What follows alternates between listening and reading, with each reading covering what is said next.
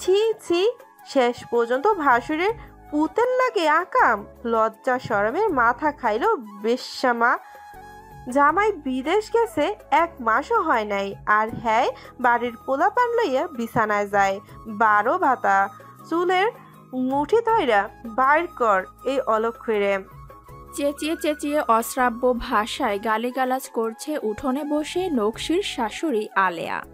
রাত বেরাতে পাড়ার মানুষ এক করে ফেলেছে সে চেঁচিয়ে। শাশুড়ি চেঁচানো শেষ হওয়ার আগেই নকশির বড় যা তার চুলের মুঠি ধরে টেনে বের করলো তাকে ঘর থেকে। শাশুড়ির মতো নিজেও গালি দিচ্ছে। খান আর পোলা পাস নাই, আমার দুধের পোলাটার ওপর নজর দিলেই আজ তোরে আমি খুন করুম। টেনে হিচড়ে উঠোনে ফেলল নকশিকে। তারপরই বড়জা ফোন দিলেন নকশির স্বামী আওলাদকে। ফোন ব্যালেন্স 2 টাকা থাকায় কল ঢুকলো না বিদেশি নাম্বারে। নকশির ভাসুর আজমলও বাড়িতে ছিল না, কিন্তু আলেয়া বেগম চুপ রইলেন না। তিনি বড় ছেলের বউকে আদেশ দিলেন নকশিকে ঘরে ঢুকিয়ে বাইরে দিয়ে দরজা বন্ধ করতে। তিনি এক্ষুনি পাড়ার মাতবর ডাকবেন, নকশির বাপের বাড়ির লোক আনাবেন। এমন কুলক্ষী অসতী মেয়েকে আজই বাড়ি ছাড়া করবেন বলেই মাতব্বরের বাড়ির দিকে গেলেন। বড়জা রহিমাও চর থাপ্পড় কিল যা পারল এলোপাতারি মেরে ঘরে নিয়ে গিয়ে দরজা বন্ধ করে দিল বাইরে থেকে। মধ্যরাতে ভাসুরের ছেলের ঘর থেকে গুটি গুটি পায়ে বেরিয়ে এসেছিল নকশি। গায়ের আঁচল টেনে শরীর ঢেকে নিজের ঘরে গিয়ে দরজা বন্ধ করার জন্য হাত বাড়িয়েছিল। আর এইটুকুই নিজের ঘরের দরজায় দাঁড়িয়ে দেখেছে তার শাশুড়ি। নকশির স্বামী আওলাদ 1 মাস আগেই দুবাই পাড়ি জমিয়েছে ড্রাইভিং ভিসায়। বিয়ে করার পরই তার খরচ বেড়েছে দ্বিগুণ। আগে সে তার বড় ভাই আজমলের সাথে কাঁচা তরকারির ব্যবসা করত। সংসারে খরচ বেশি, সদস্য বেশি, আর ইনকাম কম, তাই আওলাদ বিদেশে গেছে। বিদেশ যাওয়ার টাকা অবশ্য তার শ্বশুরই দিয়েছেন জমি বিক্রি করে। আওলাদ বিদেশে যাওয়ার পর থেকেই শাশুড়ি একটু বিষ চোখেই দেখে নকশিকে। কারণটা হলো নকশি বাপের বাড়িতে পড়াশোনা করেছে। বিয়ের আগেই সে মেট্রিক পরীক্ষা দিয়েছিল, আর 2 সপ্তাহ আগে তার পরীক্ষার ফল প্রকাশ হয়েছে। ভালো রেজাল্ট করেছে বলে সে আওলাদকে ফোনে বলেছিল কলেজে ভর্তি হতে চায়। আওলাদের মা সব সময় ছেলের বউয়ের আশেপাশেই থাকেন যখন আওলাদ ফোন করে, আর তাই তিনি শুনেছেন ছেলের বউয়ের মনোবাসনা। তিনি প্রথম দিনই সাফ বলেছিলেন, বিয়া হইছে অহন আবার কি এর পড়ালেখা। পোলা আমার বিদেশ গেছে, খাইটা মরবো, আর বউ সংসার ফালাইয়া পড়ার নাম কইরা বাড়ির বাইরে যাইব। মতলব খানা কি আমি বুঝি না বুঝছো? ও বাপ বাপ জান, আমি কইয়া রাখলাম তোর বউরে কথা শুনবি না। নকশির কানের কাছে এসেই চেঁচিয়ে ছেলেকে শুনিয়ে বলতেন আলেয়া বেগম, কিন্তু নকশি হার মানার পাত্রী নয়। তার মনোবল কঠিন ছিল। সে তার বাবার বাড়িতে কিছু টাকা চেয়েছে কলেজে ভর্তি হতে। তার বাবা আর বড় ভাইও রাজি হয়ে দিয়েছিল টাকা, কিন্তু এখানেও বাধা সৃষ্টি করে আলেয়া বেগম। একদিন খুব জরুরি তলব দিয়েই বেয়াইকে বাড়ি ডাকিয়ে খুব করে বলে দিলেন, মাইয়ারে যদি পড়ানোর শখ বেশি হয় তাহলে আমার বাড়ি থেকে একবারে নিয়ে যান। আমার পোলার লাগে আমি অন্য মাইয়া দেখুম আবার। নকশির বাবার সাহস দেখাননি মেয়েকে পড়ানোর, উল্টো ফিরতি পথে মেয়েকে বলে এলেন, যেই টাকা ভর্তির লাইগা দিছি এগুলা দিয়া শাড়ি চুড়ি কিনছো, ভর্তি হন লাগবো না? নকশি আর্তনাদ করে বলেছিল সে ভর্তি হবেই। এত ভালো একটা রেজাল্ট করেছে, ঘরে বসে থাকবে কেন? অন্তত ইন্টারমিডিয়েট পাশ করলে সে একটা প্রাইমারি স্কুলে চাকরি করতে পারবে, আর যদি আরো বেশি পড়তে পারে তবে আরো বড় কিছু। নকশির বাবা শুনলেন না মেয়ের কথা। গ্রামগঞ্জের মানুষ, মেয়ে বিয়ে দিয়েছে মানে তাকে গুছিয়ে সংসার করতে হবে। বাড়ির ভেতরটা চমৎকারভাবে সামলে নিতে পারলেই তার জীবন ধন্য। খামোখা অত পয়সার জলাঞ্জলি দিয়ে বাড়ির বাইরে গিয়ে 10 জন ছেলের সাথে পড়াশোনা করার মানেই হয় না। তারপরও আবার যার বর দেশের বাইরে, তার তো ছেলেপেলের আশেপাশে থাকা মানেই চরিত্রের দোষ ধরে নেওয়া। নকশির বাবা তাই জেনে বুঝে মেয়ের সংসার নষ্ট না হয় সেজন্য ধমকের সুরেই বলে গেলেন, তোরে বিয়া দিছি সংসার করবি, পড়ালেখার কোনো দরকার নাই। বাবা চলে গেছেন শাসন করে, শাশুড়ির নজরে নজরে রাখছেন, আর আওলাদও মায়ের কথা শুনে এখন দোনমনো করছে। সে নকশিকে ভালোবেসে ফেলেছে, তাই নকশির কথা রাখতে চায়, কিন্তু মায়ের মুখের ওপর কিছু বলার সাহস তার নেই, তাই চুপ থাকে। ফোন করলেই নকশি কান্নাকাটি করে। সে ভাবে কম বয়সী বউ তার একটু কান্নাকাটি করবে, পরে ঠিক মেনে নিবে, কিন্তু তেমনটি হয়নি। আওলাদের বড় ভাইয়ের ছেলে আলিম এবার ইন্টারমিডিয়েট ফাইনাল পরীক্ষা দেবে। বয়সে সে নকশির চেয়ে বছরের বড়, তবুও চাচি হিসেবে সম্মান করে খুব নকশিকে, আর তাই নকশি তার কাছেই বলেছিল কলেজে ভর্তির ব্যবস্থা করে দিতে। আলিম চাচিকে বলেছে সে সব করে দিবে, আর চাচাকেও ফোনের সবটা সে নিজেই লুকিয়ে জানিয়ে রাখবে।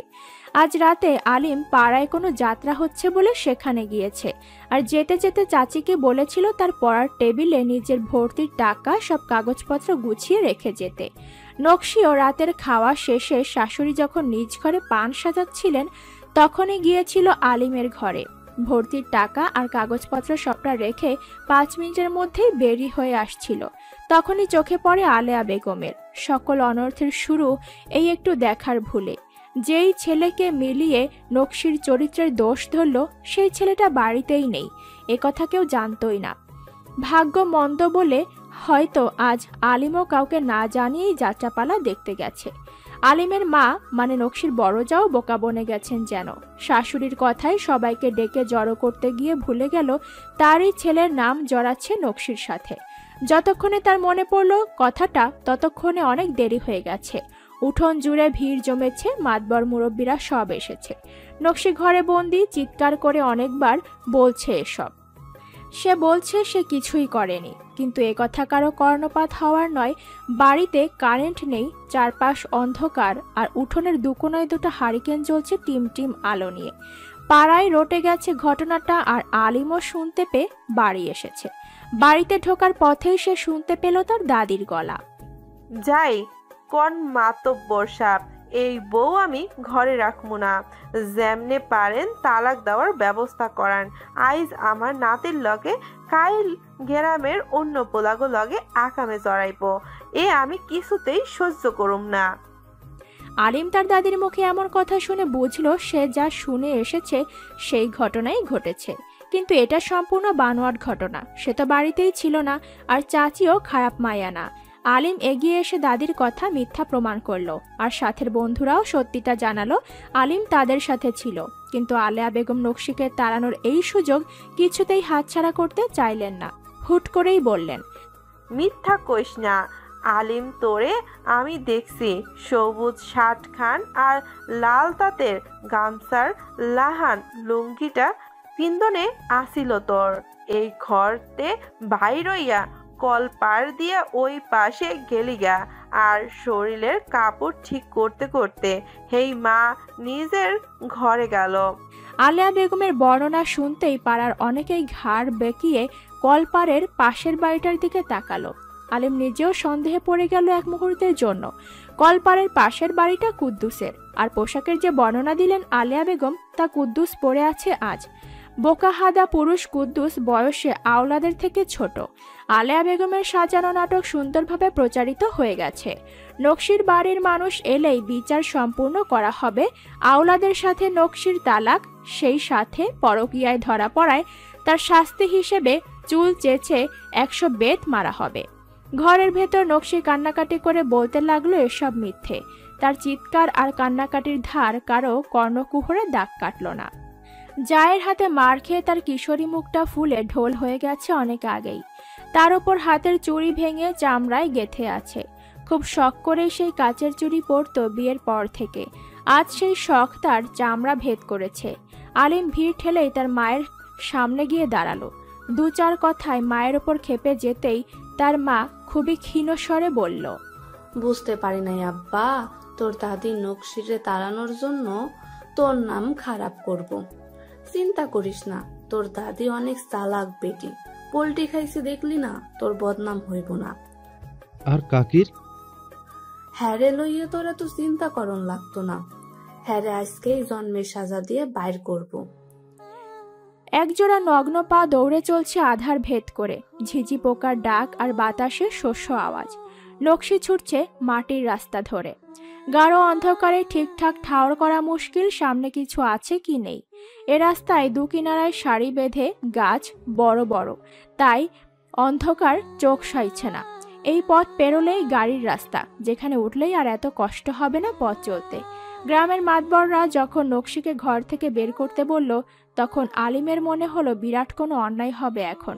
তার বিশ্বাস হয়নি কাকিকে নিয়ে কুৎসাটা। তার ধারণা দাদি লোভে পড়ে এমন একটা নাটক সাজিয়েছে।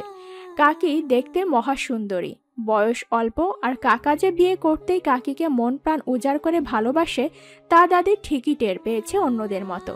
ছেলে হাতছাড়া না হয়ে যায় বউয়ের পাল্লায় পড়ে, তাই চাচাকে খুব ধরে বেঁধে রাখার চেষ্টা করেন দূর থেকেই, তা আলিম জানে। কিন্তু দাদি আজ যে ভুল করেছে সেটা অনেক বড়, আর এর পেছনে কলকাঠি নাড়ছে দাদির বড় বোন। সে মহা শয়তান বুড়ি, আলিম জানে। নিজের এক পাও ল্যাংড়া মায়া কাকার গলায় ঝুলাইতে না পায়রা দাদিকে বলদ বানাচ্ছে। কিন্তু কথা হলো, আলিম চাই কাকি আজ সালিশে সবার সামনে না যাক। গেলেই কথার মার প্যাচে ঝামেলা বড় হবে, আর কাকির বাপ ভাই আসলে অসম্মান করে মেয়ে ফেরত পাঠাবে। কাকাকে ফোনে যা বলবে তাই সে বিশ্বাস করবে, এর চেয়ে ভালো কাকি না থাকুক। এই ভেবে আলিম বন্ধুর সাহায্য নিয়ে অন্ধকার ঘরের দরজা খুলে কাকিকে ফিসফিসিয়ে বলল, কাকি, ভালো চান তো পালাইয়া যান। আমার বন্ধুরা দরজার সামনে আছে, আপনি যে কোনো একজনের পিছে গিয়ে দাঁড়ান। তারপর সে যেদিকে যায় আপনি আওয়াজ না কইরা বাইর হন। গ্রামের রাস্তায় উঠাইয়া দিতেই আপনি আপনাকেও বাড়ি যান। আজকার বিচার পণ্ড হইলেই সব ঠান্ডা হইয়া যাইব। আপনি বাপের বাড়ি থাইকা কাকার লগে যোগাযোগ কইরা সত্যটা বুঝাইয়েন। নকশির মাথা কাজ করছিল না কিছুতেই। কি থেকে কি হয়ে গেল, মাত্র 2 ঘন্টা আগেও তার জানা ছিল না এমন কিছু হতে পারে। সে সত্যি আধার এই রাতে বেরিয়ে এসেছে বাড়ি থেকে খালি পায়ে। পরনে তার সুতির শাড়িটাই সম্বল। রাত কত হলো জানে না, তবে আন্দাজ করতে পারে 11টা কিংবা তার একটু বেশি। তার বাবা ভাইরা কি চলে এসেছে এই গ্রামে? তাদের যদি অপমান করে, আর যদি তিনি সত্যি তালাক দেয়? শাশুড়ি মা তো এমনটাই বলেছিলেন বারবার। শঙ্কিত হলো নকশি তার পরবর্তী অবস্থা ভাবতেই। মানুষটা তো একটু মা ভক্ত বেশি, কিন্তু সে বোঝে তাকেও ভালোবাসে খুব। কিন্তু তার বাবা ভয়ঙ্কর লোক, তাকে যতটা ভালোবাসে শাসনও ঠিক ততটাই করে। আজকে যে কুৎসা রটালো তার শাশুড়ি, এটা বাবা তাকে ঠিক কেটে জলে ভাসাবে। গ্রামের পথ শেষ হওয়ার আগেই অন্ধকারে একটা সাইকেল এসে থামলো নকশির সামনে। সাইকেলে বসা মানুষটাকে দেখে চিনতে না পারলেও গলা চিনল। কাকি? সবুজ কাকা? হ, আমি। আলিম এই পলিথিনটা দিছে, এইটাতে আপনার কাগজপত্র আর টেকা।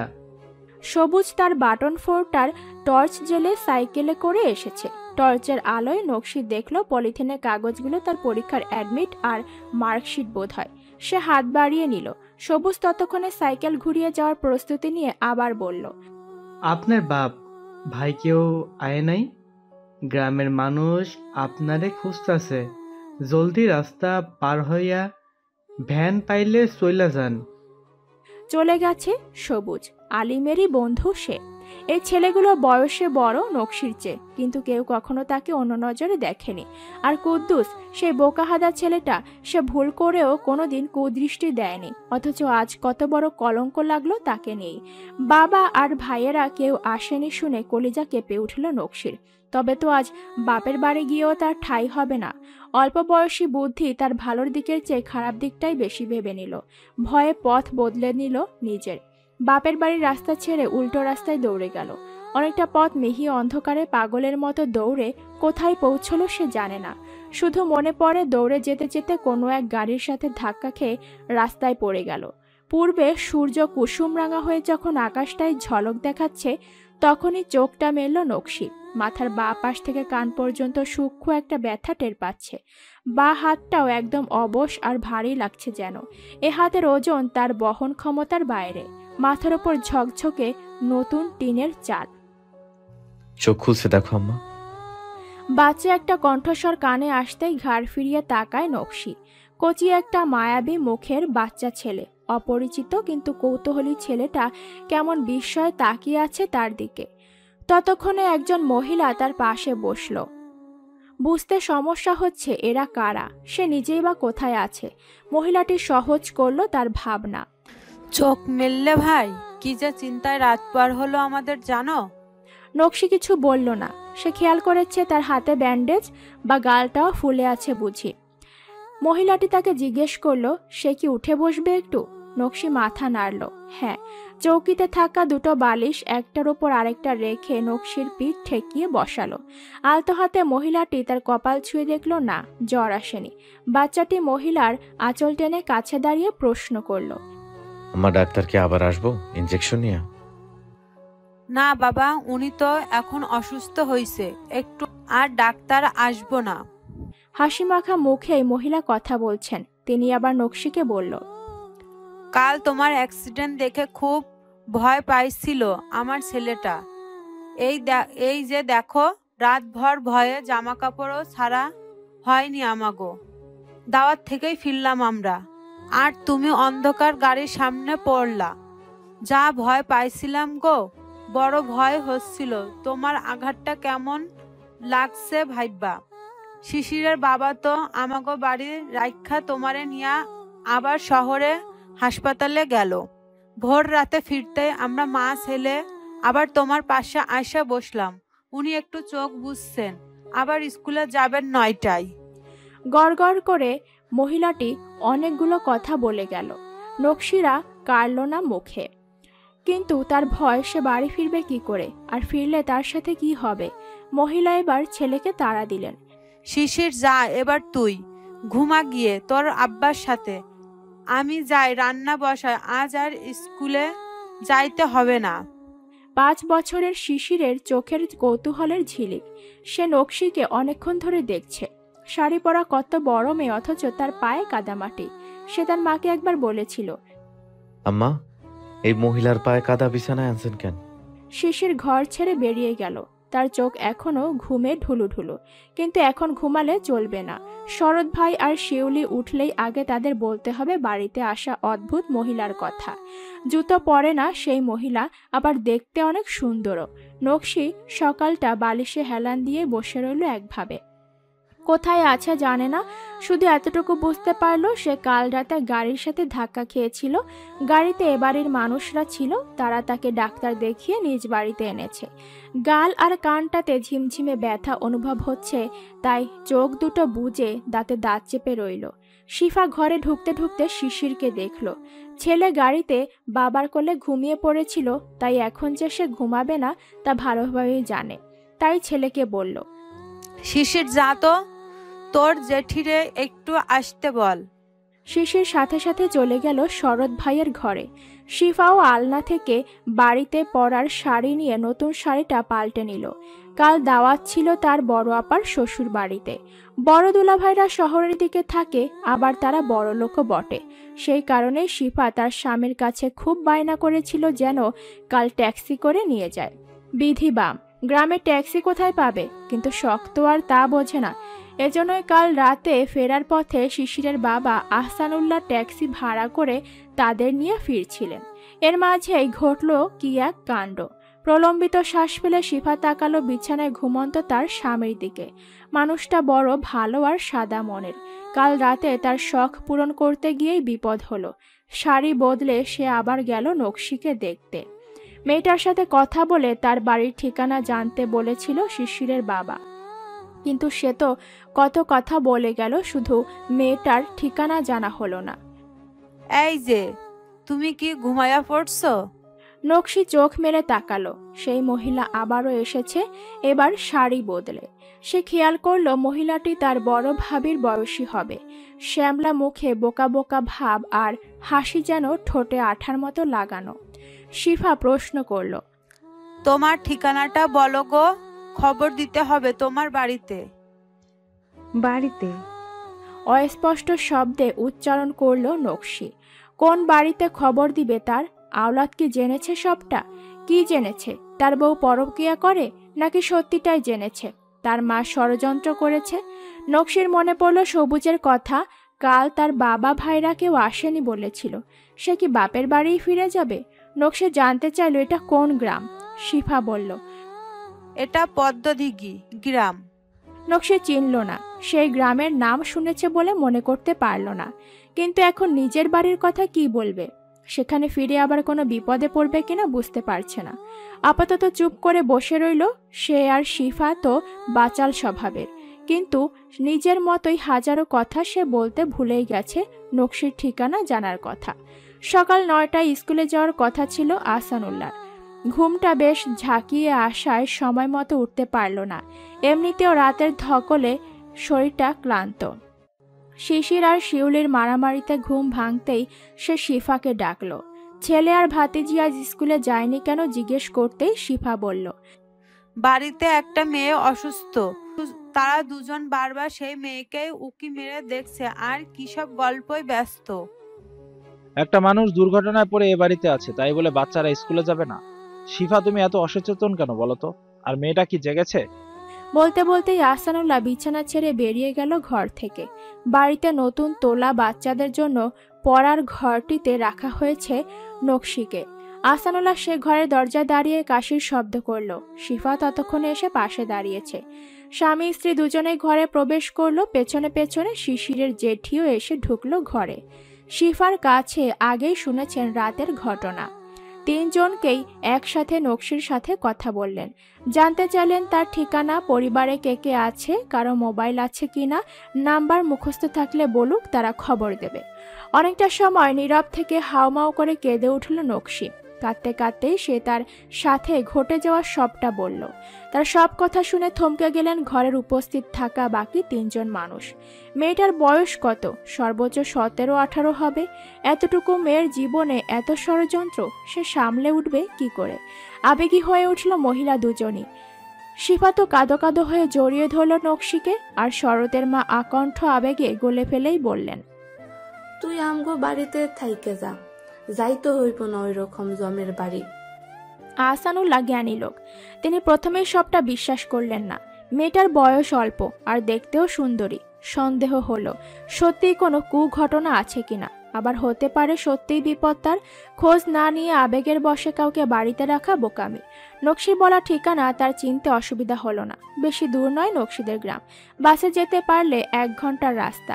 নকশি কিছু না জানিয়েই সে দুপুরে তার এক বাল্য বন্ধুকে নিয়ে বেরিয়ে গেল খোঁজ নিতে। রাতে সে বাড়ি ফিরে বিমর্ষে মুখে শিফাকে বলল, মেয়েটা কি জেগে আছে? হ্যাঁ, মাত্রই ভাত খায় একটু বইসা রইছে। ডেকে আনো তারে। আবহাওয়া আজ ভারী শীতল। কাল রাত থেকে তেজ বর্ষণে প্রকৃতির ঝকঝকে পরিষ্কার হওয়ার কথা ছিল, কিন্তু হয়নি। বরং আজ সকালে আরো ঘন অন্ধকারে ঢাকা পড়েছে ধরণী। নকশির গায়ে জ্বর আর গালের ফোলাটাও কমেনি। শিফা সকালে এসে দেখে গেছে তার অবস্থা। মেয়েটার অবস্থা তার রাত থেকেই খারাপ ঠেকছিল, কিন্তু আরো বেগতিক হয়েছে। আহসানুল্লাহ বিদ্যালয়ের প্রধান শিক্ষক, নিয়মিত বিদ্যালয়ে উপস্থিত থাকা মানুষ। সে হঠাৎ আসা ঝামেলায় একটা দিন স্কুল কামাই করেছেন। আজ নিশ্চয়ই আর কামাই দিবেন না ভেবেই শিফা তাকে কিছু জানালো না। কাল যখন রাতে আহসানুল্লাহ খোঁজ নিয়ে জানলো নকশির গ্রামের খবর, তার বাপ ভাইয়ের খবরও এলাকা ছড়িয়ে গেছে নকশি কোন ছেলের সাথে পালিয়ে গেছে। মেয়েটার বিপদ শ্বশুর বাড়ি, বাপের বাড়ি, সব দিকেই। তখন থেকে শিফা আর তার যা খুব চিন্তিত। বলা হয়নি আহসানুল্লাহর বড় ভাই মারা গেছে বছর 2 আগে। তার ভাইয়ের 2 ছেলে মেয়ে শরৎ আর শিউলি, বয়স 35 এর কাছাকাছি জয়তুন বেগম কিছুতেই সন্তানদের রেখে দ্বিতীয় বিয়ে করতে রাজি হননি। আহসানুল্লাহর বাবা মা বেঁচে নেই। ভাইয়ের মৃত্যুর পর নিজেই সংসারের সব দায়িত্ব পালন করছিলেন, কিন্তু জয়তুনের আত্মসম্মানে বাধে দেবরের টাকা নিতে। আর দেবরও অনেক টাকা পয়সা কামায় না, আর তাই স্বামীর বাজারের মুদি দোকানটা ভাড়া দিয়েছে। নিজেও বাড়িতে অনেক হাঁস মুরগি আর শাকসবজি করেন। ছেলে মেয়ে দুটোই পড়াশোনা করে, তাদের খরচও চালান নিজেই সেলাই কাজ করে। যদিও পাড়ায় এতটাও কাজ পাওয়া যায় না, তবুও ভালোই চলছে। 8 বছরের শরৎ এখনই মায়ের খুব সহযোগী হয়ে উঠেছে। জয়তুনের মনে হয় শরৎটা বড় হয়ে গেলেই তার আর কোনো দুঃখ থাকবে না। বাড়িতে নকশির কথা শিফা আর জয়তুন দুজনকেই বলেছে আহসানুল্লাহ। 2 যা মিলে খেয়াল রাখছে নকশির। আহসানুল্লাহ আজ স্কুলে গেলেন, যাওয়ার আগে শিফাকে বলে গেলেন, মেয়েটির দিকে নজর রেখো, আজ বাড়ি ফিরে একটা ব্যবস্থা করতে হবে। মেঘলা দিনে সারাটাক্ষণ শিশির আজ বসে রইল নকশির পাশে। শরৎ শিউলিও বারবার এসে এসে ঘুরে গেছে সেখানে। নকশির অবস্থা ভালো নয় বেশি। দুপুরে পাতলা খিচুড়ি করে এনেছে শিফা, সে মুখে দিতেই হরহর করে বমি করে ভাসালো বিছানা। শরতের মা এসে কিছুক্ষণ নকশিকে দেখে জিজ্ঞেস করলো কেমন লাগছে তার। সে কোনো জবাবই দিতে পারল না। বিকেল হতে গা কাঁপিয়ে জ্বর উঠতে শিফা ভয় পেয়ে শিশিরের বাবাকে খবর পাঠালেন। স্কুল ছুটি হবে 4:30টায়, কিন্তু জরুরি তলবে তিনি 4টা বাজেই এসে হাজির হলেন। ঝড় বাদলের দিন ভ্যানে করে হাসপাতাল যাওয়াটাও সহজসাধ্য নয়। তবুও গেলেন আহসানুল্লাহ, সাথে গেলেন জয়তুন বেগম। শিফাকে রেখে গেলেন ছেলে মেয়েদের সাথে বাড়িতে। এক রাত হাসপাতালে রেখে পরের দিন বাড়ি আনা হলো নকশিকে। কোনো বন্ধন সম্পর্ক ছাড়াই বড় এক ঝামেলা কাঁধে বয়ে বেড়াচ্ছে আহসানুল্লাহ। আর এতখানি সম্ভব হয়েছে তার পরিবারের 2 নারীর মানসিক সাহসিকতায়। নকশির মতো অপরূপ সুন্দরী কম বয়সী একটা মেয়েকে বাড়ি এনে তার পেছনে সময় ব্যয় সমাজ আর পরিবার দুই দিকেই প্রশ্নবোধক হওয়ার ছিল। কিন্তু শিফা সহজ সরল এবং স্বামীভক্ত নারী, তার পক্ষে গভীর কোনো ভাবনা সৃষ্টি হয়নি। আহসানুল্লাহর ভাবিও নরম মনের মানুষ।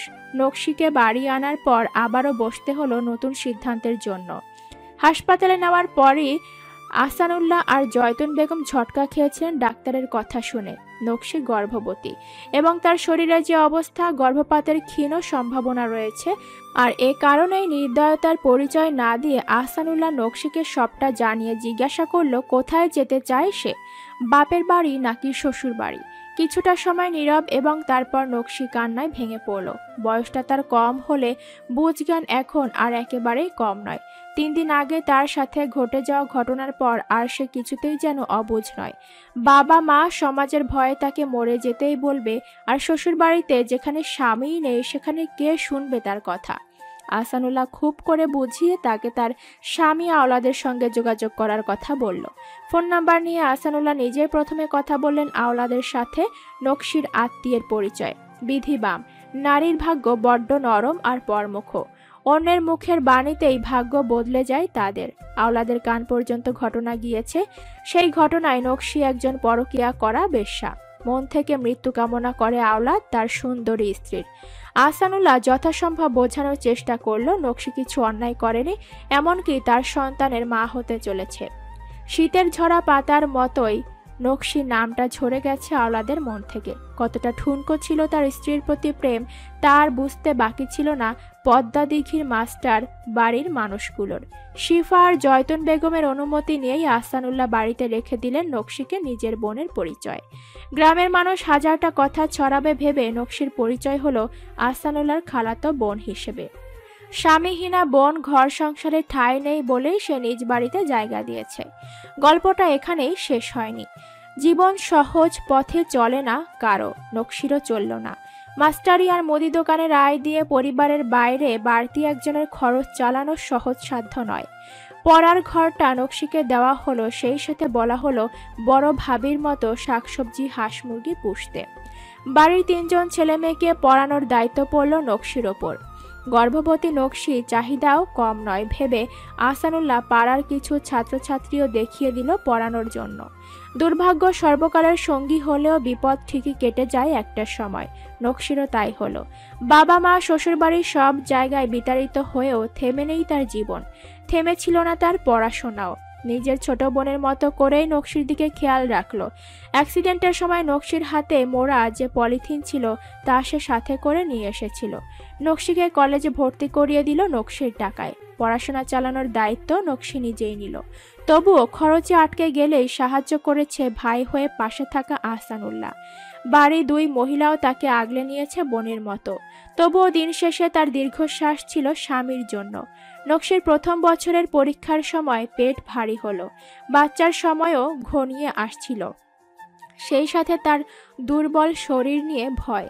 কিন্তু ওপরওয়ালা একদিক থেকে কেড়ে নিলে অনেক দিক থেকেই ফিরিয়ে দেন। 9 মাস পূর্ণ করে কোনো এক শিশিরে ভেজা ভোরে নকশির কোল জুড়ে এলো তার কন্যা সন্তান। স্নিগ্ধ ভোরের মতোই স্নিগ্ধতায় পরিপূর্ণ এক ছোট্ট বাচ্চা। মাস্টার বাড়িতে নতুন শিশুটির আগমনে উৎসবের আমেজ এলো। এলাকায় সবাই জানলো মাস্টারের বোনের মেয়ে হয়েছে। পদ্মা দিঘি গ্রামে জন্ম নিল আওলাদের উত্তরসূরি, যার খোঁজ আওলাদ আর তার বাড়ির কেউই জানল না। খুব একটা কষ্ট হয়নি নকশির এ গ্রামে থাকতে, শুধু পড়াশোনার খরচের বেলাতেই যা সংকোচ আর লজ্জায় পড়ে যেত সে হাত পাততে। তবু ওপরওয়ালার দয়ায় পড়াশোনা চালিয়েও মেয়ের জন্ম দিতে পারল। আতুর ঘরেই দায় মহিলা বাচ্চাকে দেখেই বলল, এই মাইয়া তো দেহি মার রূপ কায়রা আছে। দুধে আলতা গায়ের রং, টানা টানা চোখের ছোট্ট শিশুটি সবার নজরে লেগে গেল। শিফা তো খুশিতে কেঁদেই ফেলল বাচ্চাটাকে দেখে।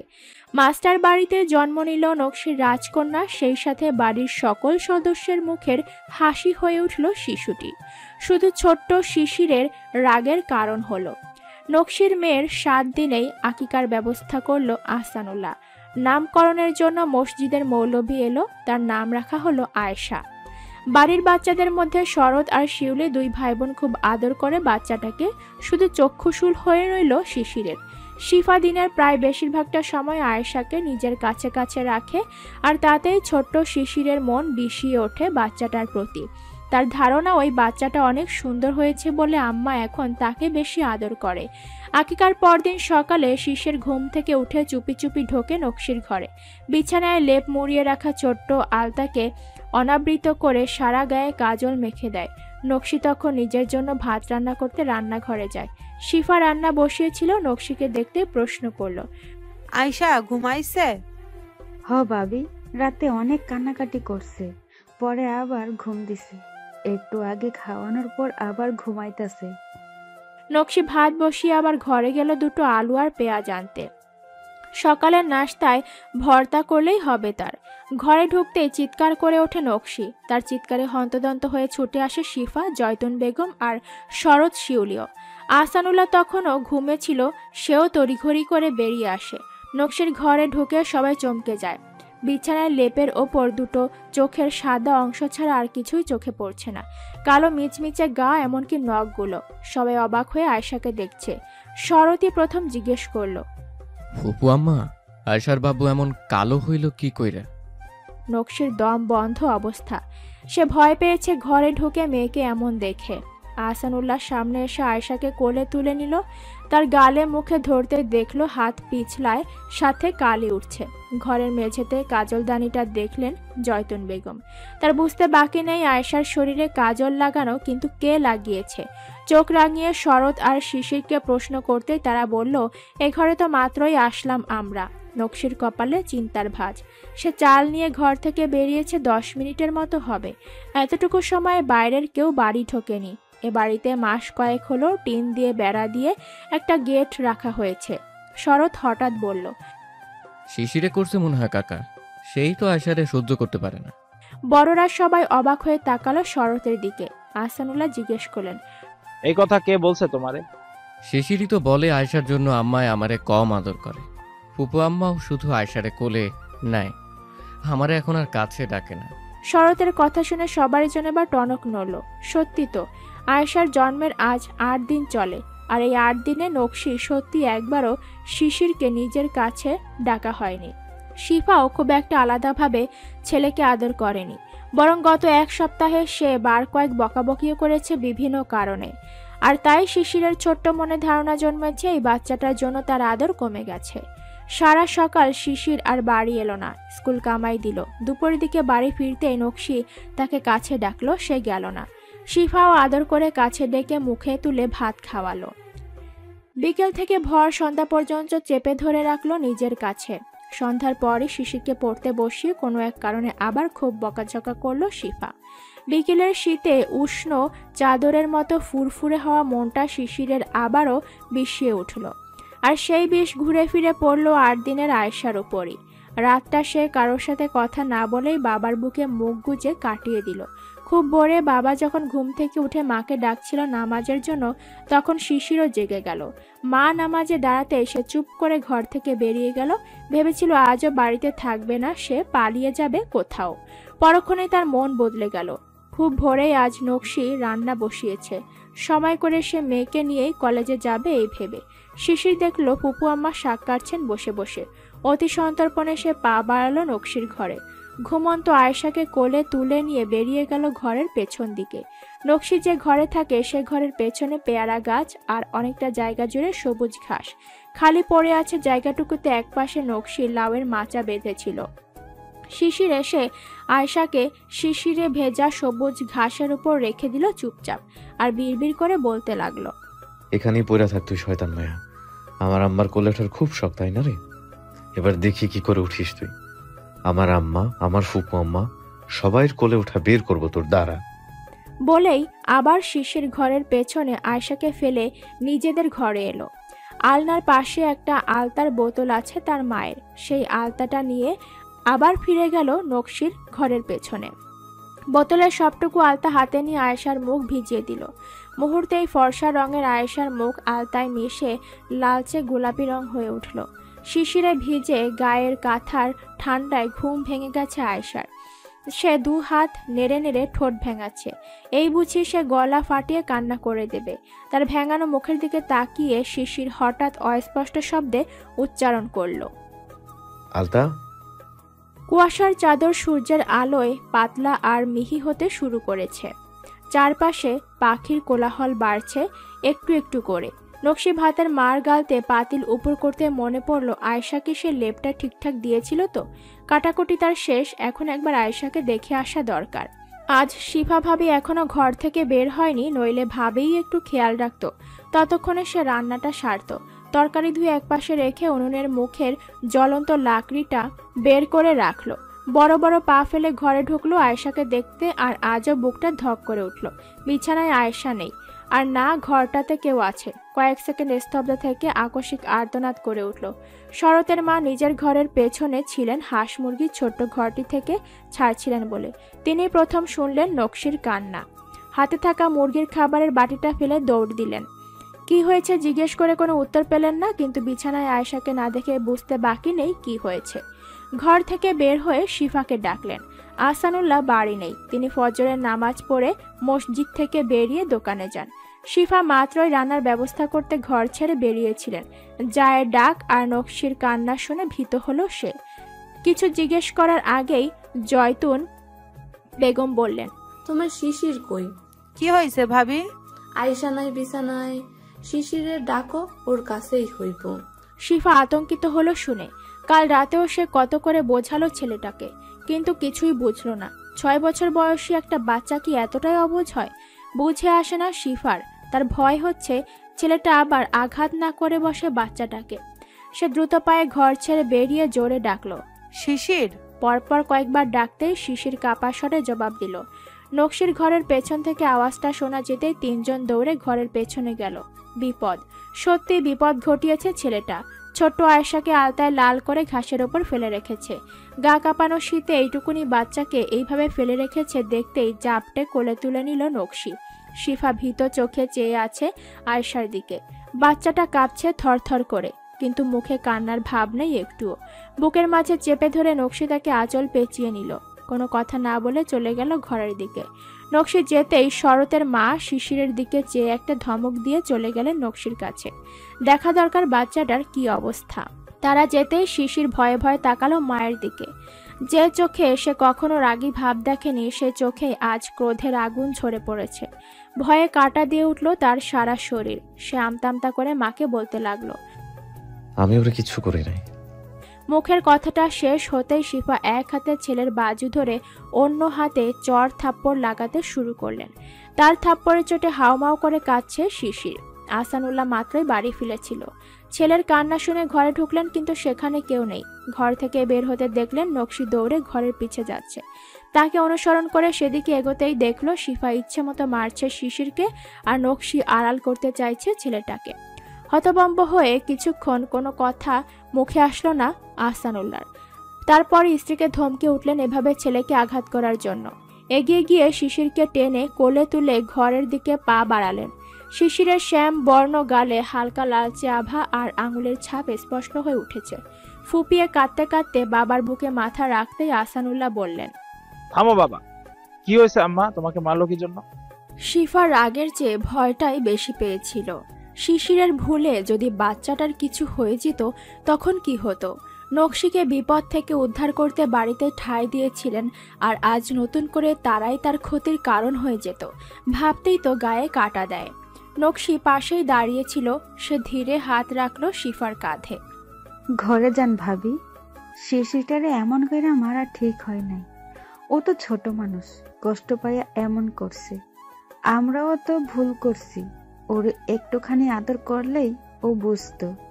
হঠাৎ কাঁধে হাত পেয়ে চমকে ওঠে শিফা। করুণ গলায় কথাটা বলছিল নকশি। তার চোখে পানি ছলছল করছে, কাঁদছে শিফাও। তুমি ঘরে যাও নকশি, আয়সারে একটু ভালো কইরা তেল মালিশ কইরা বুকে নিয়ে লেপ মুড়ি দিয়া শোও। শরীর গরম রাখা দরকার, তার না হইলে ঠান্ডায় সমস্যা হইব। কথাটা বলে শিফা চলে গেল নিজের ঘরে। আহসানুল্লাহ বিছানায় বসে ছেলেকে বুকের মধ্যে চেপে ধরে আছে। শিশিরও হিচকি তুলে কাঁদছে, বারবার বলছে, আমি আলতারে মারি নাই একটুও, শুধু ফালায় রাখছি, বাইরে ফালায় রাখছি যেন তারে না পাইয়া আমার ফুপু আমারে আদর করে। আলতাকে? অবাক হয়ে প্রশ্ন করলেন আহসানুল্লাহ। শিশির বুঝল না বাবা কি বলল। সে যে কান্নার ঘরে আয়েশাকে আলতা বলছে তা সে বোঝেইনি। কিন্তু আহসানুল্লাহ খেয়াল করলো শিশিরের হাত মুখ সব আলতায় লাল হয়ে আছে। বুঝলেন ছেলে হয়তো কাঁদতে কাঁদতে ভুল বলছে। সে অতি আদুরে গলায় তাকে অনেক কথা বলে বোঝাচ্ছেন। শিশিরের কান্না থামতেই বললেন, চলো আব্বা, আমরা আজ হোটেলে নাস্তা করে স্কুলে যাব। তুমি দাঁত মেজেছো? শিশির মাথা নাড়ল না। আহসানুল্লাহ আবার ছেলেকে কোলে তুলে নিলেন কলপারে যাবেন বলে। দরজায় দাঁড়ানো শিফাকে দেখতে ক্রোধান্বিত চোখে তাকিয়ে তাকে এড়িয়ে ঘর থেকে বের হলেন। বাড়িতে এখন থমথমে ভাব। নকশি ঘরে বসে আয়েশার গা হাত পা মুছিয়ে ভালো করে গা ঢাকলো। মেয়েটার পুরো শরীর হিম হয়ে আছে। ভয় হচ্ছে এত ছোট বাচ্চা আর তীব্র শীতে শিশিরে ভেজা ঘাসে ভিজেছে, জ্বর নিউমোনিয়া না হয়ে যায়। আহসানুল্লাহ ছেলের মুখ ধুইয়ে নিয়ে এলেন নকশির ঘরে। তাকে দেখতেই নকশি বসা থেকে উঠতে যাচ্ছিল। তিনি বললেন, বসো, উঠতে হবে না। নকশি বসে রইল।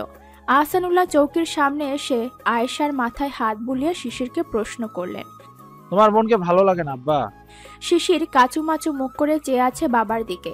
আহসানুল্লাহ খুবই শান্ত স্বরে পুনরায় প্রশ্ন করলে শিশির জবাব দিল, আব্বা, আলতা অনেক ফর্সা দেখে আম্মা তারে বেশি কোলে নেয়, ফুপু আম্মাও। নকশি জড়িয়ে ধরল শিশিরকে। তার মায়া হলো খুব শিশিরের জন্য। এ বাড়িতে আসার ঠিক কয়েকদিন পর থেকেই বাড়ির 3টি বাচ্চাই তার খুব কাছের হয়ে গিয়েছিল। বিশেষ করে শিশির পড়াশোনার ফাঁকে বেশিরভাগটা সময় গা ঘেঁষে থাকত। কতগুলো মাস একসাথে কাটিয়ে বাচ্চাটা তার নেওয়াটা হয়ে গেছে। খারাপ লাগলো তার, তাই জড়িয়ে ধরে চুমু খেলো শিশিরকে। সে বলল, এমন আর হইব না বাবা, আদর তো আমি তোমারই বেশি করি। আহসানুল্লাহ শীতল স্বরে কাছে ডাকলো শিশিরকে। তাকে বিছানায় তুলে বলল, এই বাবুটাকে একটু আদর করো তো বাবা। শিশির আলতো হাতে আয়েশার গাল ছুঁয়ে বলল, ও খুব তুলতুলে আব্বা। হ্যাঁ, ও তো খুব ছোট আর তুলতুলে। তুমি যদি তাকে তুলতুলে হাতে না ধরো তাহলে তো সে কষ্ট পাবে, তাই না? তুমি না তার বড় ভাই হও, তুমি কষ্ট দিবে তাকে? শিশির চুপ করে রইল। সে মনে মনে ঠিকই ফুঁসে আছে, কিন্তু বাবার সামনে কিছু বললে বাবা নিশ্চয়ই তাকেও ধমক দিবে, যেমন করে মাকে দিয়েছিল। সে বলল এখন থেকে তাকে আদর করবে খুব। বাবার সাথে ঘর থেকে বেরিয়ে গেল শিশির। যথাসময় স্কুলেও রওনা দিল। মন খারাপ ভাবটা তার রয়েই গেল। মনে মনে ঠিক করলো আর কয়দিন দেখবে। তারপরেও যদি আম্মা আর ফুপু আম্মা তাকে কম আদর করে তাহলে সে আলতাকে বাড়ির বাইরে বটতলায় রেখে আসবে। সেখানে একটা পাগল বুড়ি আছে, তার কাছে ছেড়ে আসবে, তখন দেখবে সে তারা কাকে আদর করে। মাস্টার বাড়িতে হাতে গুনে মাত্র 8-10 জন সদস্য, ছোট আয়েশাকে নিয়ে। অথচ বাড়িটা তাদের অনেক বড়।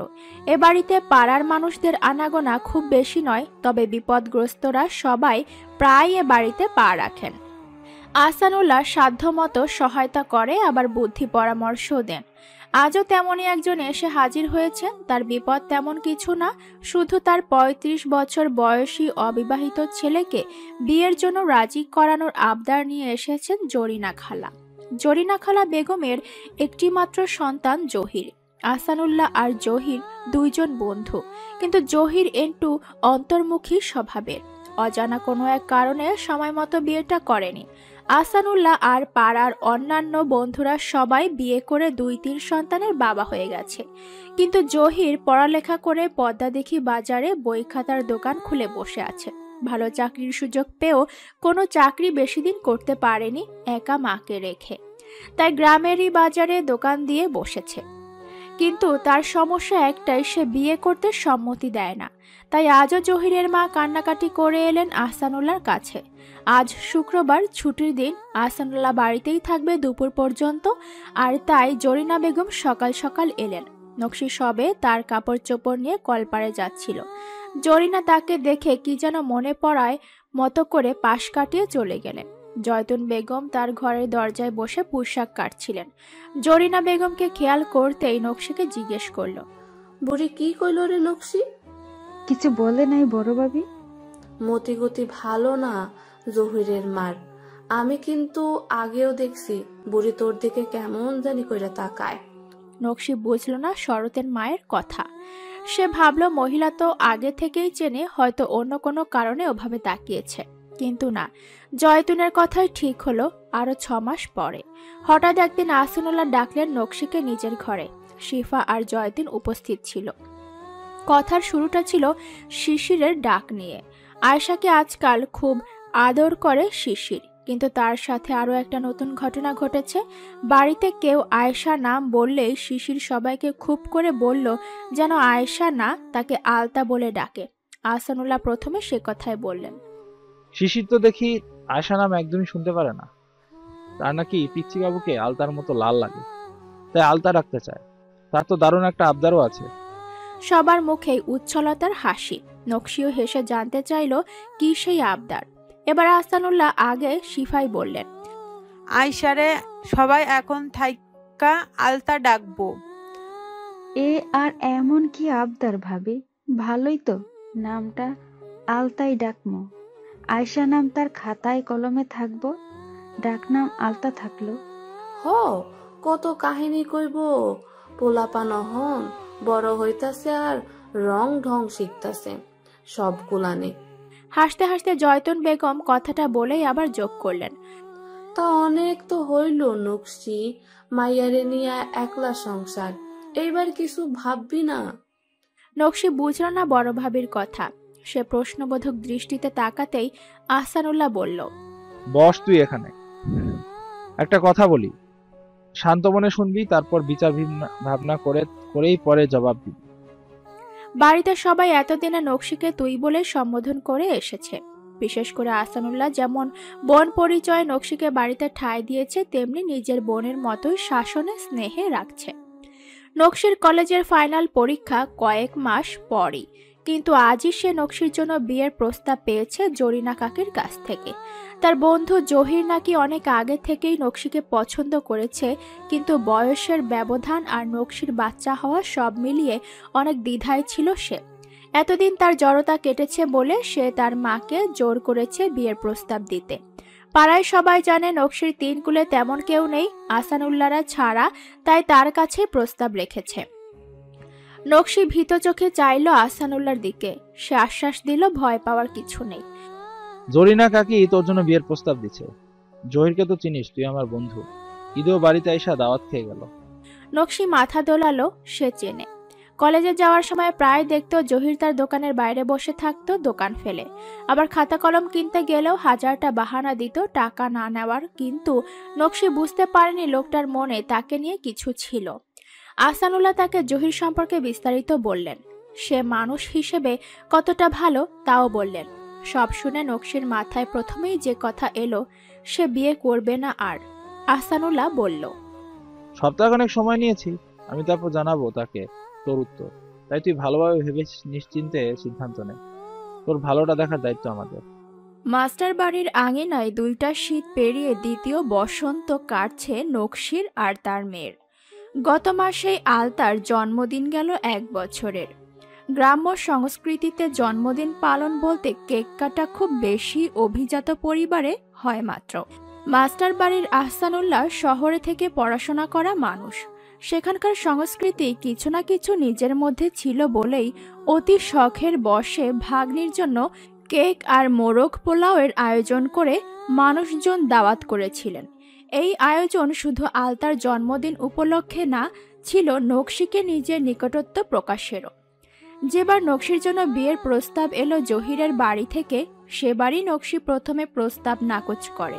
কিন্তু আহসানুল্লাহ মনে করে নকশির বয়স অনেক কম, দেখতেও সে অপরূপ সৌন্দর্যের অধিকারিণী। যতই সে অভিভাবক হয়ে বড় ভাই হয়ে আগলে রাখুক, সমাজে কিছু লোক সেসবের তোয়াক্কা করবে না। স্বামীহীনা নারীর জীবন সহজ নয়, তাই পথে হাজারো পুরুষের চোখের বিষাক্ত ছোবল হরহামেশাই থাকবে। তাই সবাই মিলে অনেক বোঝানোর চেষ্টা করলো বিয়েটা জরুরি, আর জহিরের সাথে বিয়ে হলে তার ভালো মন্দ খোঁজটা আহসানুল্লাহ সবসময় রাখতে পারবে।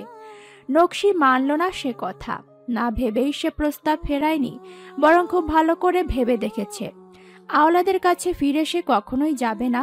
তার উপর কদিন আগেই জেনেছে আওলাদ দেশে এসে দ্বিতীয় বিয়ে করেছে, আর সেক্ষেত্রে তার আর তার মেয়ের জীবনে একটা পুরুষ ছায়া সত্যিই জরুরি। কিন্তু সেই ছায়াটা সত্যি ছায়া দেবে তো? বিয়ে হলেই আরো সন্তান আসবে, সেই সন্তানের বাবা তখন তার এই সন্তানকে পর সন্তান মনে করে অবহেলা করবে না তো? না, কিছুতেই সে নতুন কোনো সম্পর্কে জড়াবে না। বাড়ির সবার পীড়াপিড়িতে কিছুদিন ভেবেছিল জহিরকে নিয়ে, কিন্তু মেয়েটার কথা ভাবতে গেলেই তার আর কোনো সিদ্ধান্ত নেওয়া হয় না। জহির নিঃসন্দেহে মানুষ ভালো, কিন্তু বিয়ের পর কি এমনই ভালো থাকবে? না, নকশির আর বিয়ে করা হলো না।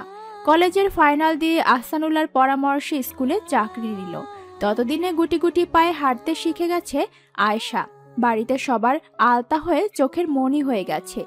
ঋতুর সাথে পাল্লা দিয়ে বদল হলো আলতার দৈহিক গঠন। ছোট্ট তুলতুলে মেয়েটা ধীরে ধীরে বড় হয়ে গেল। সেই ধীরে বড় হওয়াটাই যেন চোখের পলকে চলে গেল। নকশির বয়সও বেড়ে চেহারায় বড় বড় একটা ছাপ এসে গেছে। আলতার বয়স তখন 5 চলছে। শিশির ক্লাস 6-এ পড়ে, আর শরৎও 9-এ উঠেছে। বাড়িতে সারাক্ষণ ছোটাছুটি করা আলতার হাতেখড়ি হয়ে গিয়েছিল ততদিনে। শিশির আর শরৎ দুজনেই ছোট আলতাকে কাঁধে নিয়ে ঘুরে বেড়ায়, আবার শিশিরের শাসনও চলে খুব। পাড়ায় খেলতে গেলে শিউলিকে সাথে নাগ নিয়ে গেলেও আলতা থাকে শিশিরের একমাত্র সঙ্গী। সময়ের সাথে তাল মিলিয়ে বাচ্চারা বড় হতে হতেই আহসানুল্লাহর দৃষ্টিতে বিঁধল বাচ্চাদের পরিবর্তন। বিশেষ করে বাড়িতে থাকা 4টে বাচ্চার 4 রূপ দেখে হতাশা সাথে খুশির মিশ্র অনুভূতি হয় তার। 5 বছরের আলতা খুব চঞ্চল প্রকৃতির, আর তার চলন বলন মনে হয় সে ছেলেদের খুব অনুসরণ করে। ছেলেদের খেলার জিনিসপত্র তার নজরে টিকে থাকে। বাড়ির আরেক কন্যা শিউলি। আহসানুল্লাহর ভাতিজি শিউলি ক্লাস 4-এ পড়ে। তেমন একটা খেলায় আগ্রহী নয় মেয়েটা।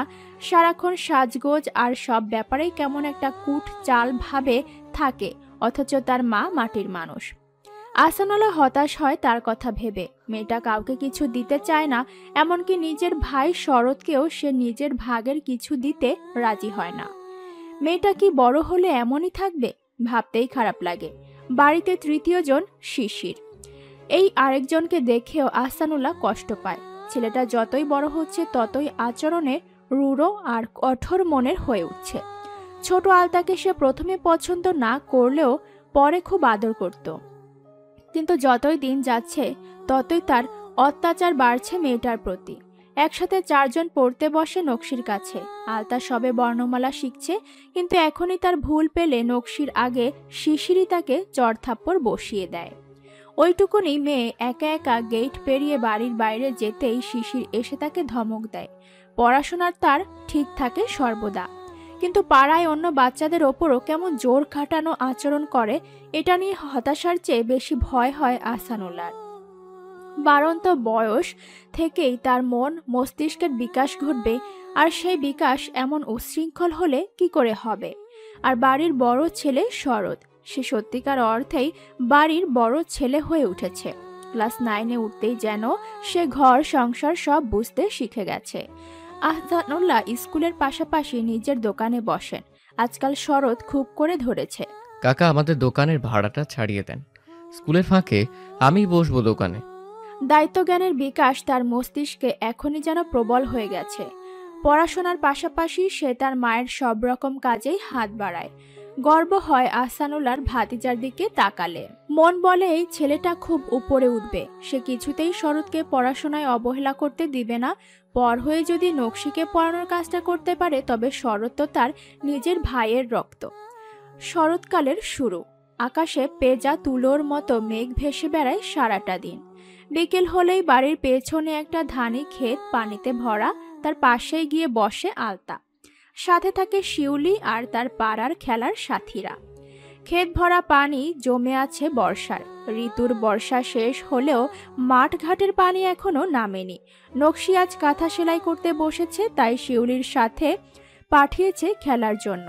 শিউলির সেদিকে মন নেই, সে তার সাথীদের সাথে খেলতে খেলতে আম বাগানে চলে গেল। আলতা বাগানের কিনারায়, যেখানে ঢালু জমি আর নিচে ক্ষেত, ঠিক সেখানটায় বসে খেলছে একা একা। হাতে তার কচু পাতা। কচু পাতার ঠোঙা বানিয়ে উপুর হয়ে সে পানি তোলার চেষ্টা করছে। তার পা টলছে, পানির নাগাল কিছুতেই পাচ্ছে না। শরৎ ভাই দেখিয়েছিল এই পাতায় পানি নিলে কেমন বলের মতো হয়ে গড়িয়ে পড়ে। আশ্চর্য হয়ে দেখেছিল সে। আজ তাই নিজেই তেমনটা চেষ্টা করবে। সামনে ক্ষেত ভরা পানি আর তার মাথা অবধি ঠাঁই হবে না। ছোট্ট আলতার কি বোঝার সাধ্যি হয়েছে? সে আরো এক পা নিচে নেমে এবার একদমই কুজো হলো, হাত পানি ছই ছই। ঠিক তখনই কোথা থেকে শিশির এসে চিলের মতো তাকে ছোঁ মারল, ঠিক যেন চিল এসে তার শিকার নিয়ে উড়ে গেল। বাগানের মাঝে নিয়েই শিশির দুগালে শক্ত করে চড় মারল আলতার। তারপরে ডান হাতের কবজি টেনে বাড়িতে নিয়ে এলো। উঠোনে বসে পান চিবোচ্ছেন জয়তন বেগম, পাশেই কাঁথায় ফুল তুলছিল নকশি। ক্রোধে শ্যামলা মুখের কঠিন ভাব আর ফর্সা আলতার গালের লালিমা দেখেই আতকে উঠল নকশি। কি হয়েছে বাবা, ওরে মারো কেন? মারবো না তো কি, কত বড় কইল যাওয়ার, খেতে আইলে বৈশা উপুত কইরা তারপর পানি ধরে। এমনই তো আমি না দেখলে খেতে ডুবতো। ফোঁস করে নিঃশ্বাস ফেলল শিশির কথা শেষ করে। অবাক হয়ে জয়তুন বেগম তাকিয়ে রইলেন নির্বাক। এতটুকু ছেলে, অথচ তার রাগ আকাশ ছোঁয়া। কিন্তু এটাও ঠিক, বাগানের পিছে খেতে পানি বড়দের কোমর সমান। গ্রামের ওপাশটা একটু বেশি ঢালু বলেই নদীর পানি শরৎকালেও খুব থাকে। ভাবতেই নকশির গা কাটা দিয়ে উঠল। জয়তুন চিন্তিত মুখে বললেন, ওই হারামজাদির লগে এইটারে দেয়াই ভুল হইছে। আলতারে শিউলি আপা কই? শেষের প্রশ্নটা তিনি আলতাকে করলেও কান্নারত আলতা জবাব দিতে পারল না। শিশির ভাই তাকে সবসময় মারে, কিছু ভুল করলেই মারে। সে মাকে জড়িয়ে ফোপাতে লাগলো। শিশিরও চোখ পাকিয়ে আরেকবার আলতাকে দেখে চলে গেল সেখান থেকে। আজ মা বাবা কেউ বাড়িতে নেই তার। আহসানুল্লাহ আর শিফা গেছে শিফার বাপের বাড়ি। অনেক বছর হলো তাদের বিয়ের। শিশির একটাই ছেলে, দ্বিতীয় সন্তানের খুব শখ, কিন্তু কোনোভাবেই তা সম্ভব হচ্ছে না। শহরের হাসপাতালেও কত টাকা খরচ করলো, কিন্তু কিছুতেই কিছু হচ্ছে না। হতাশায় ভুগতে থাকলো শিফা এই নিয়ে। যে যখন যা বলছে তাই করছে, দ্বিতীয়বার একটা সন্তানের জন্য। এবার তার ভাবি এক কবিরাজের কথা বলল। আহসানুল্লাহ মানছিলেন না, কিন্তু এবার শিফা খুব জেদ ধরল। বাধ্য হয়ে আজ সে শিফাকে নিয়ে গেল শ্বশুর বাড়ি। শিশিরকেও সঙ্গে নিতে চেয়েছিল, কিন্তু এই জেদি ছেলেটা তার নানা বাড়ি তেমন একটা পছন্দ করে না। থেকে গেল সে জেঠি আম্মার ফুপু আম্মার সাথে। দুপুরেও নকশি খুব যত্ন করে খাইয়ে দিল। রাত হতেই জেঠিমার পাশে শুয়ে পড়ল। মাস্টার বাড়ির আবহাওয়া দিনভর চঞ্চল, আর রাত হলেই একাকিত্বের পর্দা টানে জয়তুন আর নকশির ঘরে। শ্রাবণের শেষ সপ্তাহ। ঝকঝকে পরিষ্কার আকাশের নীল রঙে নীলাভ ধরনী। বাড়ির কলপাড়ের পেছনে বড় এক কড়ই গাছ, তাতে এক সপ্তাহ হলো একজোড়া কাকের বাস। সকাল হলে কাকা শুরু হয় তাদের। আলতা প্রচণ্ড বিরক্ত এই কাক দম্পতির সংসারের দৈনন্দিন কলকলে। তাই আজ সকালেই সে গুলতি হাতে এসে উঠোনে দাঁড়িয়েছে। ক্লাস 8-এ ওঠার পরই তার মেয়েলি ঘটনা ঘটল। শারীরিক পরিবর্তন সাথে মাসিক এই মেয়েলি ব্যাপারে সে এখন প্রতি মাসেই 2-4 দিন ক্লাস ফাঁকি দেয়। আজও সে তার সেই বাহানা কাজে লাগিয়ে ঘরে বসেছিল। নকশি হাই স্কুলে শিক্ষকতা শুরু করেছে কয়েক বছর ধরেই। সে এলাকায় 2টো ছাত্রী পড়ায় সকালে। সে কারণেই সকালে রান্না সেরে 8টার মধ্যে তাকে বেরিয়ে যেতে হয়। বাড়ি ফিরতে ফিরতে আবার বিকেল 4টা। মাঝে শুধু টিফিনে বাড়ি আসে, আলতাকে সঙ্গে নিয়ে খেয়ে আবার মেয়েকে নিয়ে স্কুলে যায়।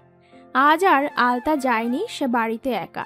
শিশিরও এখন কোচিং করে বিশ্ববিদ্যালয়ের ভর্তির জন্য। শিউলিও কলেজের প্রথম বছর শেষ করেছে। সকাল থেকে বাড়িতে জয়তুন আর শিফা ছাড়া তৃতীয় কেউ না থাকায় আলতার আজ মহা আনন্দ হচ্ছে। সে গুলতি তাক করে গাছের ডালে ডালে নিশানা করছে। যে করেই হোক একটা কাক তো সে অবশ্যই মারবে আজ। শিফা ঘরের বারান্দায় বসে পোলাওয়ের চালে কাকড় খুঁজছেন। শিশির কতদিন ধরে ভুনা খিচুড়ির আবদার ধরেছে, আলতাকে ছুটতে দেখেই ডাকলো। আলতা, তোর না বলে শরীর খারাপ, স্কুলে গেলি না বাহানা কইরা, আর এখন এমনে গুলতি নিয়া দৌড়াস কেন? কিছুটা ধমকের স্বরে বলেছে শিফা। সে ধমক আলতা গায়ে মাখলো বলে মনে হলো না। তার চোখ মুখে চিন্তার ছাপ। কাকটা যে করেই হোক মারতে হবে। মামি তো কতই বকে, বকুক, তার কি। শিফা আবারও ধমকালো, কিন্তু তার শোনার নামগন্ধ নেই। উল্টো দৌড়ে এসে কুলো থেকে এক মুঠো চাল নিয়ে উঠোনে ছড়িয়ে দিল সে পাখি ধরার জন্য। শিফা চেঁচিয়ে উঠল।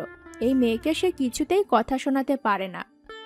বাড়িতে একমাত্র শরতের মা আর শিশিরই যা ভয় দেখাতে পারে। বাকি সবার আহ্লাদ তো একে একে কাঁধে জড়িয়ে রেখেছে। শিফা যার পরনায় হতাশ হয়ে বলল, আসুক আর শিশির, তারেই বলবো তোর কাণ্ড কারখানা। স্কুল কামাই দিয়া তুই কি করস আর সব ছুটাই বসে। শিশিরের নাম শুনতেই আলতা চোখ রাঙিয়ে তাকালো মামির দিকে। নাকের পাটা ফুলিয়ে ফোঁস করে নিঃশ্বাস নিল। পারো তো ওই একটাই কাম, জমদুদ একটা বাড়িতে আছে, কথা নাই বার্তা নেই, খালি মারে। ইচ্ছা করে আমার মায়ের খাওয়ায়। মার শিউলি আপায়, এখন তুমিও করো। ফর্সা চোখ মুখ একটু রাখতেই লালচে রং ধারণ করলো আলতার। সেও কম যায় না কিছুতে। মামি বড় ইমোশনাল মানুষ, দু চার কথা একটু বাকিয়ে বললেই গলে যায়। কিন্তু আজ তো তার শনির দশা লাগবে আগেই ঠিক ছিল। তাই তো আজ সময়ের আগেই শিশির এসে হাজির হলো বাড়িতে। গেটের কাছে দাঁড়িয়ে থেকে শুনলো আলতার সব কথা। শিশিরকে দেখতেই আলতার ঝকঝকে দিনটা অমাবস্যার রাতের মতো আধারে ছেয়ে গেল। ঋতুস্রাবের কারণে হওয়া যে ব্যথা সে সহ্য করছিল, সেটা আকস্মিকই তীব্র থেকে তীব্রতর হতে লাগলো। ব্যথাটা তার শরীরের চেয়ে মস্তিষ্কের বেশি মনে হলো। শিশির দ্রুত পায়ে ঘরের বারান্দায় পা রাখতে শিফাও আটকে উঠল। কাঁধের ব্যাগটা বারান্দায় রেখেই শার্টের হাতা গুটিয়ে আলতাকে ডাকলো, এদিকে আয়। মাথাটার সাথে সাথে হাত পায়ের তালু প্রচন্ড ঝিমঝিম করছে আলতার। চোখে অন্ধকার দেখছে। এই জমদূত কি এখন তাকে কানে ধরিয়ে গেটের বাইরে দাঁড় করাবে? কথা কানে যায় নাই, আসতে কইছি তোরে। থাক বাবা, ও শরীর ঠিক নাই, শিফা বলল, কিন্তু শিশির তা আমলে নিল না। এই তুই এনে দাঁড়ায় আছিস কেন? আম্মা, তুমি যা করছো তাই করো। শেষের বাক্যটা বলেই শিশির আবার আলতার দিকে তাকালো। গুটি গুটি পায়ে আলতা এসে দরজার সামনে দাঁড়ালো। আগে শিশিরদের ঘর ছিল টিনের দেয়াল, মাটির মেঝে। বছর কয়েক হলো আধ পাকা ঘর হয়েছে তাদের, শুধু টিনের চাল দেওয়া। ঘরের সামনে বারান্দার মতো লম্বাটে জায়গা। শিশির দরজার দিকে পা রেখে বারান্দার মেঝেতে বসেছিল। আলতা সামনে এসে দাঁড়াতেই সে সপাটে এক থাপ্পড় মারল আলতার গালে। এ আর নতুন কিছু নয়, তবুও চমকে গেল শিফা। সে ধমক দিল শিশিরকে, কিন্তু শিশির কখনো বাবা আর শরৎ ভাই ছাড়া কারোর সামনেই নিচু হয় না। বসা থেকে উঠে সে আলতার এক বেনি করা চুল টেনে বলল, কতদিন বলেছে অশুদ্ধ ভাষায় কথা বলবি না? তোকে পড়াশোনাকে এসব করার জন্য শেখাচ্ছে? হাতের গুলতি দেখিয়ে বলল শিশির। শিফা এসে হাত টেনে ধরল শিশিরের, কিন্তু সে ছাড়ার পাত্র নয়। তুই স্কুলে না গিয়ে ছেলেদের মতো গুলতি, মার্বেল, লাটিম এগুলা নিয়ে খেলবি, এজন্যই ফুপমা পরিশ্রম করে। বল, তোকে বলেছিলাম পাড়ার শেষ মাথায় যেন রাকিব শাওন এদের সাথে না দেখি বা কেউ যেন না বলে, তুই সেদিকে গিয়েছিস। বলেছিলাম। কান্না চেপে চুলে আর শিশিরের হাত ধরে আছে আলতা। সে নিজেকে ছাড়ানোর চেষ্টা করছে নিঃশব্দে। ব্যথা পেয়েও আওয়াজ করছে না দেখে শিফা ভয় পেয়ে গেল। রান্নাঘরে ঢুকে খুন্তি এনে শিশিরের হাতে বাড়ি দিলেন, তবে যে সে হাত ছাড়ল। হাত ছাড়লেও শিশির ভয়ঙ্কর রকম রেগে আছে। কারণটা শুধু আলতার স্কুল কামাই কিংবা অশুদ্ধ ভাষায় কথা বলা নয়। সে কোচিংয়ে যেতেই তার এক বন্ধু বলল আলতা নাকি কাল সন্ধ্যের দিকে শাওনের সাথে মার্বেল খেলেছে। খেলায় আলতা হেরে যাওয়ায় তার সাথে টানা হেঁচড়া করে আমবাগানে নিয়ে যাচ্ছিল, গায়ে হাত দিচ্ছিল। শাওনের হাতে কামড় বসিয়ে পালিয়ে এসেছে আলতা। আর এইসব ঘটনা শিশিরের বন্ধু নিজে দেখে শাওনকে মেরেছে। আর আজ দেখা হতে শিশিরকে বলল আলতাকে সাবধান করিস, বড় হচ্ছে সে, আর শাওন তো তার সমবয়সীও না, খেলা তো বাহানা মাত্র। সেই থেকেই রাগে চিরবির করছে মাথা। কোচিংয়ে মন বসাতে না পেরেই বাড়ি ফিরে এসেছে, আর আলতার দুর্ভাগ্য আজ সে বাড়িতেই আছে। শিফার চেঁচামেচিতে শিশির আবার বাড়ি থেকে বেরিয়ে গেল। আলতাও ছাড়া পেয়ে থম মেরে বসে রইল চুপচাপ। শিফা তার গালে মাথায় হাত বুলিয়ে দিচ্ছে। সারাটা দিন শিশির বাড়ি আসেনি। সন্ধ্যার আগে শরৎ বাড়ি ফিরল শিশিরকে নিয়ে। শিশিরের কপাল ফুলে আছে, হাতের বাজুতে ব্যান্ডেজ। তার অবস্থা দেখেই বাড়িতে হইচই বেঁধে গেল। আলতার সকল পরিকল্পনা শিশিরের অবস্থা দেখে ভেস্তে গেল। আজ শিশির তাকে মারার সময় সে কান্না চেপেছিল ইচ্ছে করেই। সে কান্না জমাচ্ছিল, মামা আর শরৎ ভাই এলেই সকল কান্না একেবারে ঢেলে দিত। তার কান্না দেখলে এমনিতেই মামা গলে একদম নরম মাটির মতো হয়ে যান। তখন আলতা যা বলে মামা তাই শোনে। আজও সে মামাকে গলিয়ে শিশির ভাইয়ের নামে নালিশ করত, ইচ্ছে মতো বকা খাওয়াতো, আর রেগে গেলে মামা থাপ্পড়ও মারেন শিশির ভাইকে। আর শরৎ ভাইয়ের সামনে কান্না করলেই তিনিও একদম তুলোর মতো কোমল হয়ে আলতা কিছু বললেই এনে দিত। কিন্তু এখন কি হবে তার? শিশিরের অবস্থা দেখে বাড়ির মহিলারা একটু বেশি আতঙ্ক বোধ করছে। তার অবস্থা এতটাও খারাপ নয়। আহসানুল্লাহ ছেলেকে দেখে শরৎকেই প্রশ্ন করলো, কি হয়েছে ওর? মারামারি করেছে। শরৎ দুবাককে জবাব দিল, কার সাথে আর কেন? শাওনের সাথে। আহসানুল্লাহ বিরক্ত হলেন। শরৎ দিনকে দিন এত বেশি অন্তর্মুখী হয়ে উঠছে যা সহ্যের বাইরে। ছেলেটা এত ভালো হয়েও শুধুমাত্র তার চুপচাপ স্বভাবের হওয়ায় কত ভালো চাকরিটা হাতছাড়া হলো তার। পড়াশোনায় ভালো একটা রেজাল্ট করলো অনার্সে, এরপর সে পুরোপুরি সংসারের দায়িত্বে ডুবে গেল দোকানদারিতেই। আহসানুল্লাহর খারাপ লাগে যখন তার পাশের দোকানে বসে শরৎকে দেখে চাল ডাল তেলের ওজন করছে। দোকানদারি খুব ভালো ব্যবসা, কিন্তু তার মন চাইতো এই ছেলেটাকে সে শহরের বড় কোনো অফিসে সাহেব হয়ে ঢুকছে দেখবে। একা কাঁধে সে শুধু নিজ সন্তান নয়, বাড়ির প্রত্যেকটা ছেলে মেয়ের পড়ালেখায় নজর রেখেছে। 4 জনের 4টা উজ্জ্বল মঞ্জিল কল্পনা করে সবসময়। আগে নকশিকে নিয়েও ছিল কল্পনাটা, কিন্তু বাস্তবতা খুবই করুণ আর কঠিন। নকশি একা নয়, তার মেয়েরও তার সমান খাওয়া পড়া আরও কত খরচ। তাই সরকারিতে কোনো মতে পড়াশোনা চালিয়ে সে শিক্ষকতাটা করতে পারছে। বেশি কিছুর আশায় থাকতে গেলে তার ঘরের হাড়ি খাবার শূন্য থাকতো। শিশিরা যা করেছে তাতে শিশির কতটা দোষী তা আর ঠিকঠাক জানার ইচ্ছেটা রইল না। শরৎকে আর কিছু বলতে না দিয়ে শিশিরকে বললেন, মারামারি কেন করেছো আর দোষ কার জানতে চাইবো না, শুধু বলে রাখছি এমন কিছু করো না যার জন্য আমাকে লোকের সামনে মাথা নিচু করতে আর না হাত জোর করতে হয়। আমি সারা জীবন শিক্ষক হিসেবে অনেক সুনাম কামিয়েছি, টাকার চেয়ে সেটাই বড় সম্বল আমার। তোমার জন্য তা খোয়াতে পারবো না। শিশির কোনো জবাব দিল না। কাকা সরে যেতেই শরৎ বসলো শিশিরের পাশে। সে তো নিজেও সবটা জানে না, শুধু কয়েকজন লোক বলল শিশির আর শাওন মারামারি করছে। তাই শুনে শরৎ দৌড়ে গেল সেখানে। দুজনকে থামাতেই দেখলো দুজনেরই হাত নাক কেটেছে। দুটোকে নিজ এলাকার ডাক্তারকে দেখিয়ে দিয়ে ব্যান্ডেজ করিয়েছে। এখন তার কৌতূহল হচ্ছে জানার কি নিয়ে মারামারি হলো। সে আগে দেখলো আশেপাশে কে কে আছে। শিউলি ছাড়া কেউ নেই। শরৎ ইশারা করলো শিউলিকে ঘর থেকে যেতে। সে যেতেই শরৎ মুখ খুলল। কি নিয়ে হলো মারামারি? কিছু না ভাই। আমার দিকে তাকা। শিশির তাকালো চোখ তুলে। শরৎ আবারও বলল, সত্যিটা বল। শাওন কাল আলতার গায়ে হাত দিতে চেয়েছিল। তার সাহস কত বড় আমাদের বাড়ির মেয়ের দিকে তাকায়। ওর তো কপাল ভালো, চোখ তুলে নেই নাই। কথাটা শুনে ঠান্ডা মেজাজে শরতেরও চোখ দুটো জ্বলে উঠল। মাস কয়েক আগেই তো শিউলির পেছনে লাগায় কলেজের এক ছেলেকে সে তার ভারী শক্ত হাতে 3টা থাপ্পড় লাগিয়েছিল। সেই থাপ্পড়ে ছেলের নাকি দাঁত নড়বড়ে হয়ে গেছে। এখন তার শাওনকেও ঠিক এইভাবেই মারতে ইচ্ছা করছে। শরৎ পারে নিজের রাগ সংবরণ করতে, তাই আপাতত সে নিজেকে দমিয়ে রাখল। চৈত্রের দাবদাহে চামড়া ঝলসানোর জোগাড়। নতুন বছরের নতুন পড়াশোনায় তিক্ত আলতার মেজাজ চড়ে আছে প্রচণ্ড।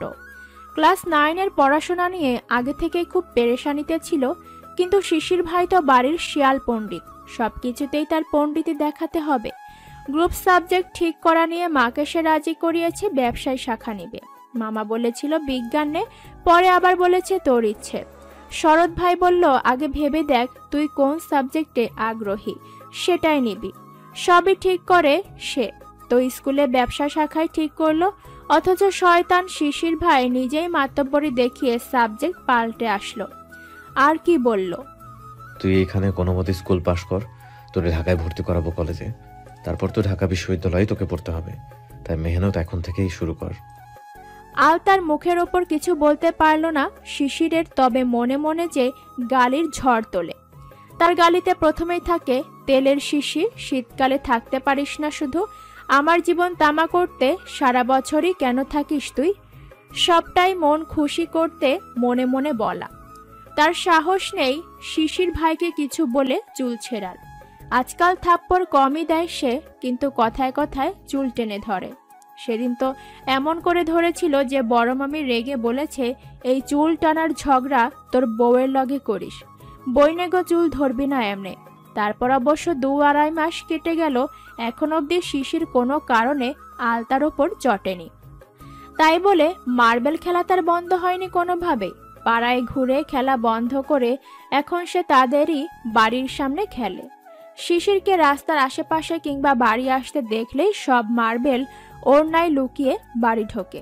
কখনো কখনো আবার মার্বেল ফেলেই চলে আসে, আর তার সাথীদের আগাম বলা থাকে মার্বেল কুড়িয়ে এনে নিজেদের কাছে রেখে দেওয়ার। আজও তেমন একটা দিন আলতার, তবে আজ ভুল করেই ফেলেছে। পাশের বাড়ির ক্লাস 6-এ পড়ুয়া তপন এসে একবার বলল, আলতা আপা, আমরা আজকা বাজিতে খেলা ধরছি, যে জিতবো হেরে 2টা দেশি মুরগির ডিম দিব।